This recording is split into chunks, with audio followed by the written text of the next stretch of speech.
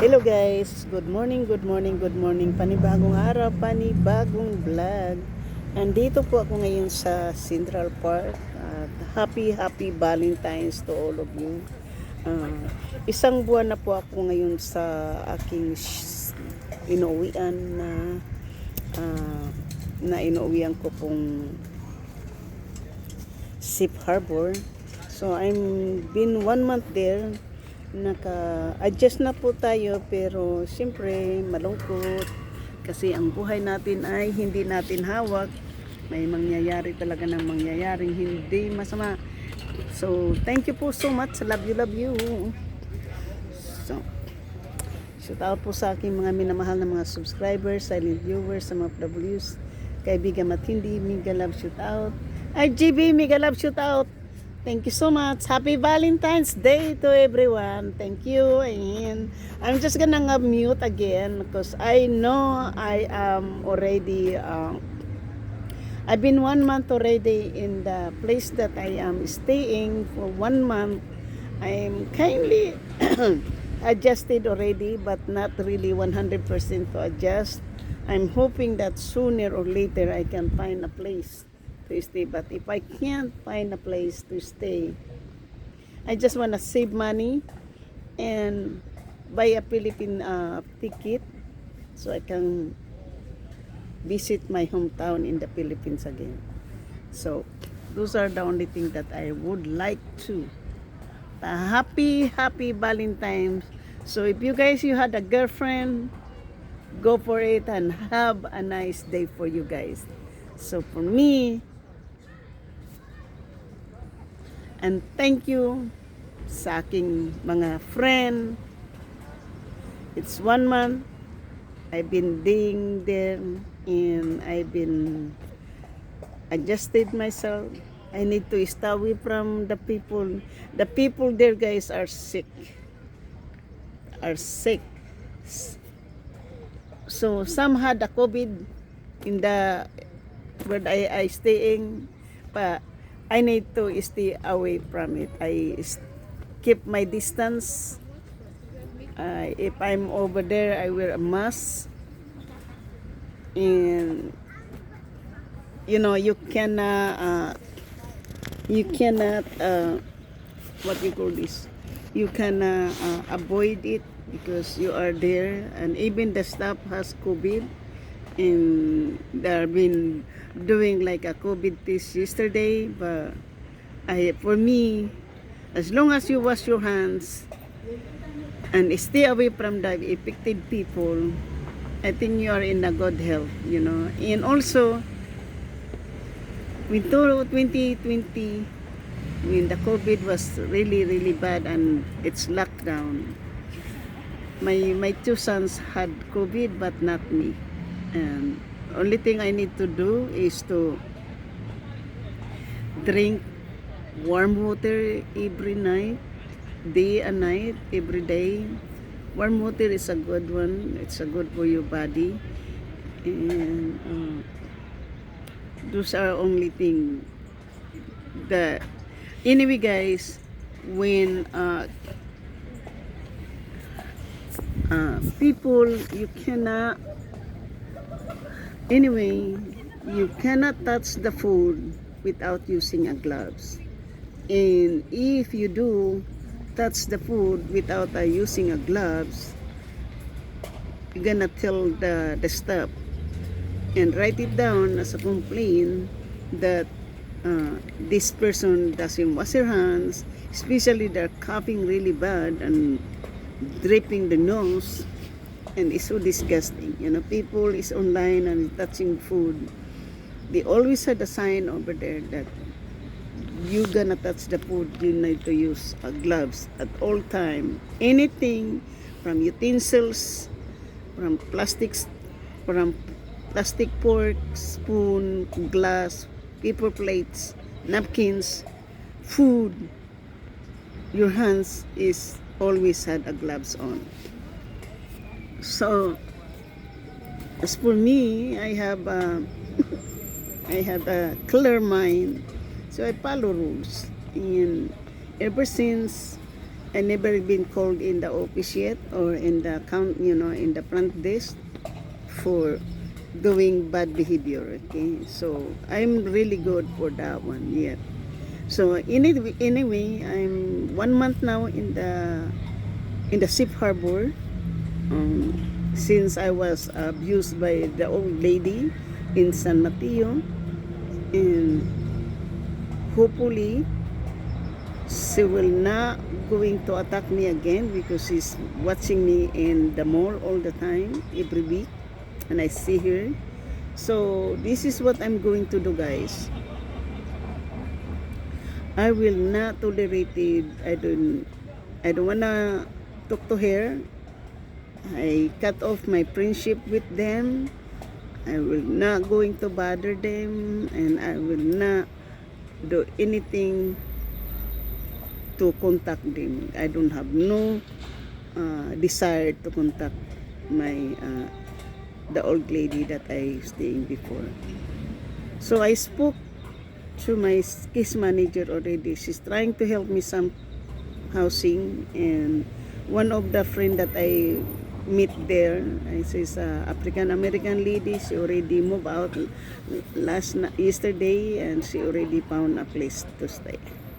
So for me, I'm still hoping that soon I can get my own place and I can go back to you guys as soon as I can.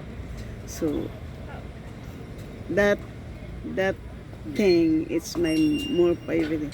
But at the moment, yung health ko po ang aking mas importante. So I have a procedure coming in, and I already discussed to my case manager na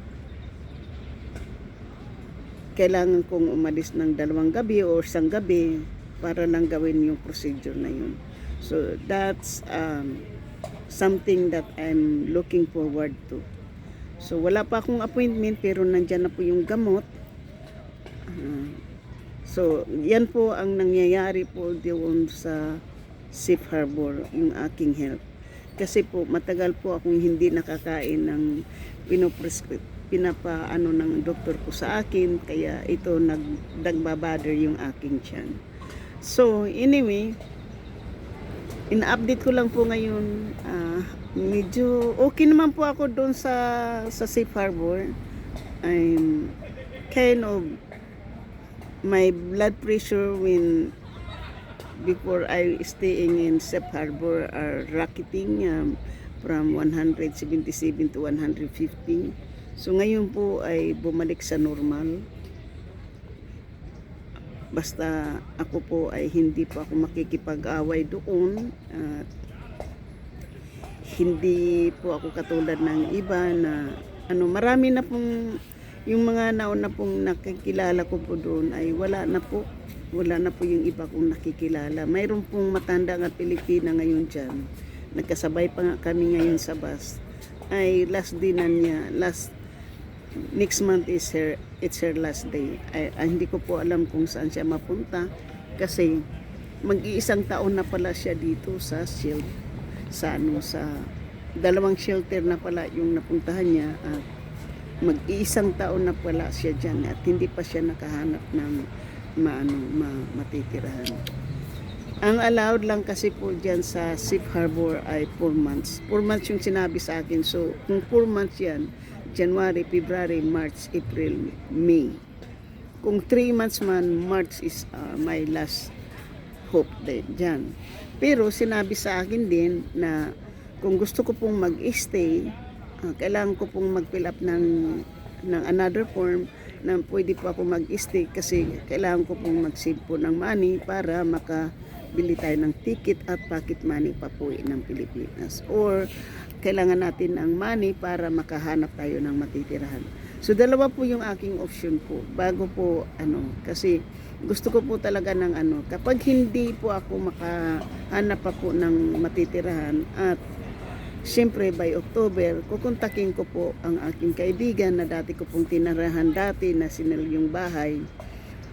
Kasi yun talaga ng usapan namin, magbabayad po ako sa kanila ng renta. Tapos sila yung maggawa ng down payment. at first and last na payment at ako naman. Pero mag-share din po ako. Basta kailangan ko lang po ng contract ng 12 months na contract at saka kasi magbabayad ng taxes. So, ngayon po, yun po yung usapan namin na magrenta ng isang bedroom. Ako po yung nasa labas, sila po yung mag-asawa ay nasa loob. Kasi hindi naman dito palagi yung lalaki. Babae lang naman palagi. Ang lalaki na nanatili pong nasa Pilipinas palagi. So, yan po yung kami lang dalawa. Pero, siyempre po, magagawa ko naman siguro yung aking pagla-live. Hindi naman ko kasi alam nilang nagbablog ako. So, yan po yung alam kasi hindi naman nila ako dati pinagbawalan dun sa bahay. Nag-ano lang ako. Hindi ko lang sila habang hindi ko lang after. So, yun po yung plano ko po. May plan B po ako. Plan A ngayon, sabi nga ng anak kong si Kevin na, what is your plan B? So, ang plano ko po, kapag hindi pa po ako makahanap ng matitirahan, mag-stay pa po ako muna dito sa Safe Harbor. Pagkatapos, kapag mag-end na po yung aking 4 months or 3 months or 4 months ako dyan, kasi isang buwan na po ako ngayon, ay hihingi po ako ng extension na kailangan ko po mag-save ng pera para makauwi po tayo ng Pilipinas po mga around December, ganun. November, December, ganun po. Yung mura pa yung ticket. Tapos mag-stay tayo sa Pilipinas ng 6 months bago na naman tayo po babalik dito sa Amerika.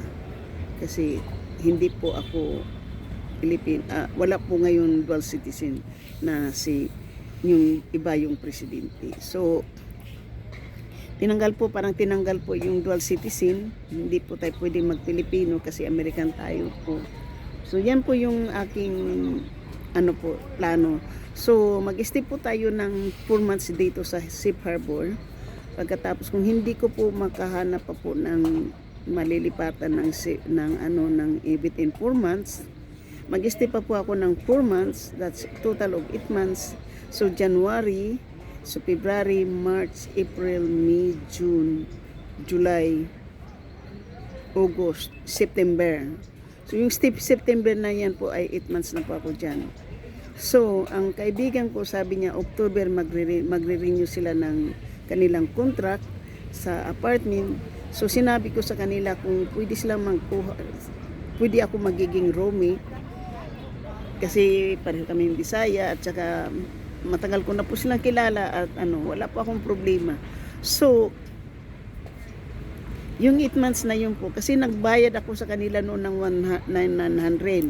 So yung usapan namin noon 1,000. Kung hindi lang ako pumunta kay Brian at hindi ako nagplanong umuwi ng Pilipinas, tapos sila kasi pumunta din po sila sa anak nila, kaya nagkahiwalay-hiwalay, hindi natuloy yung aming usapan.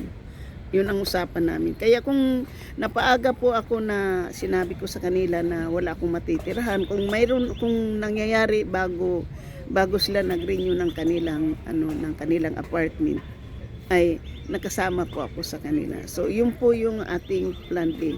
Pag hindi pa po ako makahanap pangsamantala, ay pupunta po ako doon sa aking stepson sa Stockton. At least mayroon na po akong perang nasisave. So, thank you po. So, yan po yung aking update po sa 1 month ko po dyan ngayon. Gusto ko lang pong makasave ng pera kasi libre naman po. Wala naman po akong gastusin, kundi yung personal mo lang kung gusto mong kumain sa labas. Yan, mayroon ka naman pera. Lahat ng mga tao doon po may mga pera kasi nagre-receive ng mga social security yan at saka may mga food stamp. Kaya para sa akin po, kailangan ko pong mag-wisely. So ngayon po, ang inisping ko lang po dito sa aking pera ngayon ay binayag ko po doon sa aking kaibigan na ng hotel sa akin, tapos yung sa phone bills, sa storage. So next month wala na po akong babayaran, 200 na lang po yung babayaran ko doon sa kaibigan ko. Yung extra pera po ay masisave ko po yun. Ang una ko lang pong babilhin ay bibili pa ako ng sapatos para may nakapalit naman po itong aking sapatos na nag-iisa. doon po sa shelter. Thank you and I love you guys. So ayan po yung update ko. Marami po ngayon may COVID doon sa sa Safe Harbor kasi yung hindi lahat po na may magandang may mga lahat po dyan may iba-iba yung story po may mga single mother dyan na nahiwalay po sa kanilang mga anak na hindi po nila pwedeng dalhin dyan, at mayroon din pong mga nagtatrabaho pa pong mga tao dyan. Mayroon pong nagtatrabaho na may mga senior pong nagtatrabaho, hindi lang po ako ang may trabaho dyan. Yung iba po umaalis ng 6 o'clock para pumunta sa trabaho, umuwi na ng hapon. Ako naman po ay umaalis po ako araw-araw. So yan po, and thank you so much. Marami po pero ang karamihan talaga po mga Latino at saka African American, yun po talaga ang majority dyan. May nakita na po ako, may mga alam mo po, may mga puti po na medyo disinti siguro yung nila, yung kanilang buhay noon, kasi makikita mo sa pananamit makikita mo din sa kanilang itsura kung gaano sila ka successful siguro noon tapos nagiging homeless, di ba? Mayroon naman iba na siguro matagal na pong nasa kalsada at dinala po dyan sa kasi malamig ngayon, nandyan talagang makikita mo na talagang sila palaboy-laboy sa kalsada noon. Pero yung makikita mo yung iba na medyo disinti yung dating, yan po yung hindi mo po mahahalatang homeless po noon. Pero meron kasi yung iba po nanggagaling na po sa ibang shelter, kaya pag pumunta diyan parang yung kanilang mga damit yung mga tinatawag na dinidisinfectant po yung kanilang damit na nilalagay po sa cubes na pinapainitan yung kanilang mga damit para siguro kung yung mga bags na nadadala nila hindi mapunta doon. So yan lang po ang aking update. Yan po yung majority ko po na may plan B tayo po. Yan na po yung plano ko na kapag hindi pa po ako makahanap ng bahay sa loob ng 4 na buwan, mag-stay po ako another 4 months para makasave po tayo ng pera. Siguro po sa loob ng 8 buwan na yan, mayroon na po akong perang masisave. So, titingnan po natin. So, thank you po and shout out po sa lahat ng aking mga minamahal na mga subscribers, silent viewers, some of W's, kaibigan at hindi, mega love shout out. At sa lahat-lahat ng sumusuporta ng aking channel, thank you so much and I love you guys, aking mga members, super chat and nag-isang sponsor na si JC Pinario, mega love shout out. At maraming salamat po sa hindi pa po naka-subscribe. Please subscribe my channel and hit the notification bell para ma-update kayo sa aking mga bagong upload. At ayan po ang ating box. So thank you po so much. At yan po ang ating background. So yan po yung background natin guys. Thank you and I love you guys. Love you. So ang buhay ko ay wither lang. Tagumpay ko, tagumpay nyo. Kayo po nagbigay ng bagong pag-asa at maraming salamat po sa inyong tulong, sa inyong suporta. At I love you guys. Bye bye.